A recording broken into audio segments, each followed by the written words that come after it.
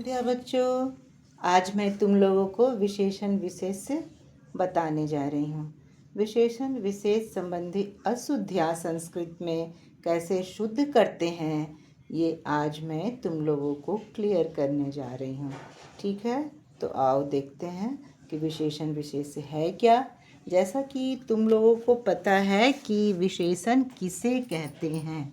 ठीक है, संज्ञा या सर्वनाम की विशेषता बताने वाले शब्दों को क्या कहते हैं बच्चा?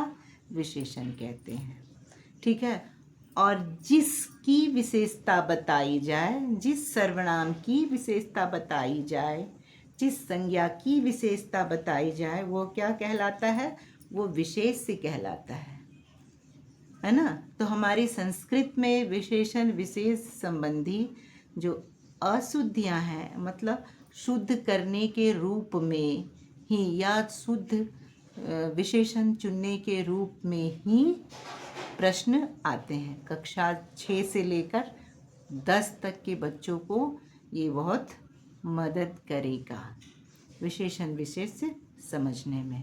ठीक है, दूसरी बात ये है कि विशेषण विशेष्य जो है वो एक ही विभक्ति अर्थात सेम विभक्ति सेम वचन, एक ही विभक्ति और वचन में होता है। एक ही विभक्ति, एक, ठीक है, एक ही विभक्ति और एक ही वचन में होता है। ठीक है, यदि विशेषण जो है हमारा पुल्लिंग है तो विशेष्य भी पुल्लिंग हो, अब विशेष से स्त्रीलिंग है तो विशेषण भी स्त्रीलिंग होगा। ठीक है, आओ देखते हैं। ठीक है, अब देखो इसमें जो शब्द है कृष्ण वर्णम, मतलब कृष्ण वर्णम, कृष्ण मतलब काला, वर्णम मतलब रंग का, काले रंग का। काकः कृष्ण वर्णम भवति, काकः कृष्ण वर्णम भवति, कौवा जो है वो काले रंग का होता है। सही है, काले रंग का होता है कौवा, लेकिन देखो कि ये जो कौवा है काकः, काकः ये क्या है बच्चा?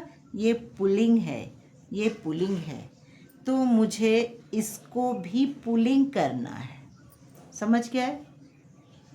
यदि विशेष्य पुल्लिंग है तो विशेषण भी पुल्लिंग होगा। दोनों एक ही विभक्ति एक ही वचन में होगा और सेम पैटर्न पे होगा। सबसे बड़ी बात है ये याद रखना। ठीक है, ऐसा होगा। काकः पूरा सेंटेंस जब लिखते हैं तो कितना आसान है, देखो काकः जैसे है वैसे उतार दिया, कृष्ण जैसे है वैसे लिखो कृष्ण, कृष्ण, वर्ण जैसे है वैसे लिखो, और यहाँ पर चूंकि विसर्ग है तो ये विसर्ग लगा दो, कृष्ण वर्ण भवति। अब ये दोनों को मैंने क्या किया? बिल्कुल एक जैसा कर दिया। देखिए, काकः विसर्ग, कृष्ण वर्णः विसर्ग भवति। अब क्या हुआ बच्चा? ये बिल्कुल सही हो गया।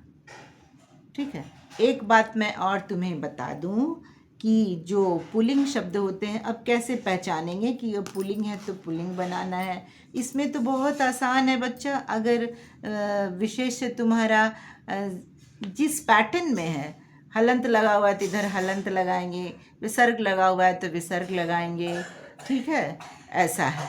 आ की मात्रा है तो आ की मात्रा लगाएंगे। फिर भी मैं तुम्हें बता दे रही हूँ कि पहचानने का क्या नियम है। पुल्लिंग जो शब्द होते हैं ना, उसके पीछे विसर्ग लगा होता है, इसको विसर्ग कहते हैं। 2 डॉट को हम लोग क्या कहते हैं? विसर्ग कहते हैं। ये लगा होता है 2 डॉट, ठीक है ना। और जो स्त्रीलिंग जो शब्द होते हैं उसके पीछे आ की मात्रा लगी होती है, आ की मात्रा, ऐसा एक डंडा, जैसे जैसे क्या है बच्चा? कक्षा, जैसे हम लिखेंगे कक्षा तो इसके पीछे आ की डंडा है। जैसे लिखेंगे लता, ऐसा, तो ये सब सारा क्या होगा? स्त्रीलिंग शब्द होंगे। तो इनके जो विशेषण होंगे मुझे उसमें भी आ की मात्रा लगाना होगा। बस इन्हीं मात्राओं का खेल है, विसर्ग, आ की मात्रा और हलंत। ठीक है। अब देखो, नपुंसकलिंग शब्द के पीछे क्या होता है? नपुंसक लिंग शब्द के पीछे क्या होता है बच्चा? हलंत लगा होता है, हलंत। उसका चिन्ह ऐसा होता है, ऐसे। ठीक है, ठीक। अब आगे बढ़ते हैं। मैंने पहचान तुम्हें बता दिया है। देखो ये ना, सा मतलब वह लड़की, सा। अब देखो हमको इसको करेक्ट करना है, जो रेड पेन से मैंने अंडरलाइन किया है। तो यहाँ अब क्या, ये फलानी है, फल जो हैं वो मधुर हैं। सा मधुरम फलानी खादती, तो सा तो हमारा करता है। ठीक है, तो ये फलानी, फलानी जो है वो क्या है? हमारा विशेष्य है। तो विशेषण कैसे बनाना है हमको? इसको मधुरानी, दोनों को सेम जैसा कर दो।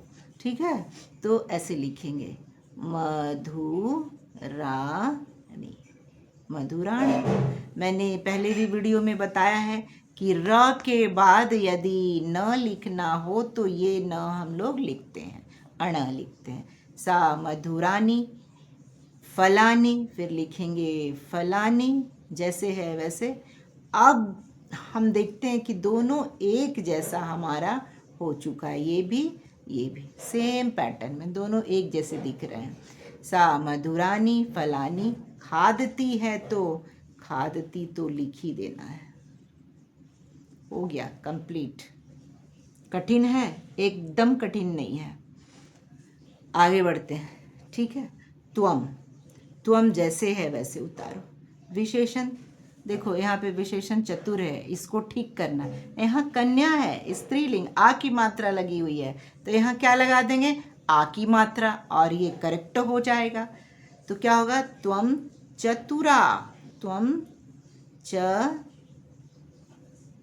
चतुरा, त्वम चतुरा। इसके जैसा कन्या, कन्या असी। इसी को कहते हैं विशेषण विशेष्य। त्वम चतुरा कन्या असी, ये कुछ भी नहीं है। मम गृहम, अब गृहम है तो यहाँ सुंदरम होगा। घर तो हमारा विशेष्य है, उसकी विशेषता क्या है कि वो सुंदर है, तो क्या होगा? सुंदरम। मम, मम जैसे है वैसे लिख दो। बहुत बच्चे मम ऐसे लिखते हैं, मम लिखते हैं, ऐसा नहीं होता है, ये गलत है, ये सही है। मम गृहम, जैसे है वैसे लिखेंगे, मम गृहम। अब क्या होगा बच्चा? सुंदरम, सुंदरम, क्योंकि हमको सुंदरम ही सुधारना था। सुंदरम अस्ति। सेम पैटर्न में आ गया? आ गया है ना। गृहम, सुंदरम एक जैसा हो गया। ये नपुंसकलिंग में था, गृहम हमारा नपुंसकलिंग शब्द है। यहाँ हलंत था, यहाँ भी हलंत कर दिया। अब देखो नंबर 5 थोड़ा सा अलग है। मम जनकः, जनकः मतलब पिता। मम जनकः, जैसे है वैसे लिख दो। मम जनकः विदुषी अस्ति, मेरे पिता विदुषी हैं? नहीं, तो यहाँ पे क्या सही होगा? जन का पुल्लिंग है, तो पुल्लिंग में हम लोग क्या लिखते हैं बच्चा? विद्वान, विद्वान, विद्वान अस्ति। मम जनका विद्वान अस्ति। समझे?